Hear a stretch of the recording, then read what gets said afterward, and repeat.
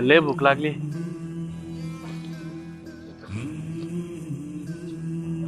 शेवटचे 20 रुपये उरलेले. काहीतरी खाऊन घेतो आता. हॅलो. अरे भाऊ कुठे काय झालं पैशाचं? अरे आईला ऍडमिट करायचंय. अरे हा तू घ्या ऍडमिट करून. मी पैशाची जुळजुळ करायला आलो होतो. मित्राला केला होता फोन. त्याचाही फोन बंद लागू राहिला. मग आता? अरे पैसे भरल्याशिवाय तिला हात पण लावीना आणि मला पण बाहेर काढून दिलंय. तू टेन्शन नको घेऊ. आपल्या पाठी मागे ना आपला कालीप्रत महाराज आहे. तू नको टेन्शन घेऊ.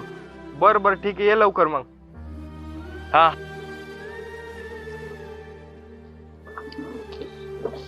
ओ एक वडा द्याव.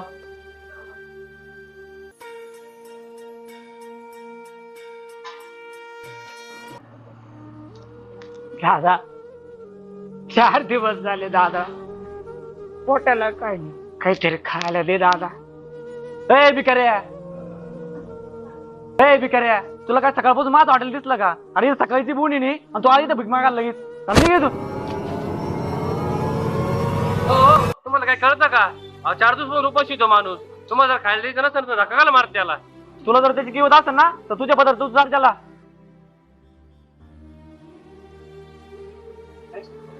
हो बाबा तुम्हाला लागलं नाही काही? उठा उठा उठा. काठी घ्या उठा.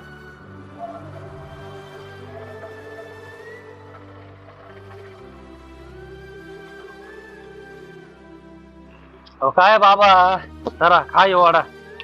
काय एवढी काय गडबड आहे? कुठं चाललंय एवढी गडबडीत? हा. अरे काय नाही बाळा, घरी लेका सुनाचे भांडण वाचतात, नाही त्या मला शिव्या देतात. त्यांच्या वैतागाला कटळून असं वाटतं जा माझ्या मडीच्या देवाला, त्याचं दर्शन घ्यावा, त्याच्याच पशी राहावा. असं वाटतं तिथंच आपला अभिषेक संपून द्यावा. काय नाही, याच्या पलीकडे मला काय नको बाबा. आवर नका रडू नका रडू. पण मला एक सांगा, एवढं घरदार, एवढी शेतीवाडी, एवढं सोडून कोणी जातं का? या शेतीवाडी मध्ये, त्या घरदारामध्ये माझ्या जीवाला सुख नाही, तर त्या घरामध्ये राहून करू काय? त्याच्यापेक्षा जातो मी माझ्या देवाला, माझ्या कानिपनाथाच्या मडीला. पाणी नको बाबा. बाबा पाणी. बाबा बाबा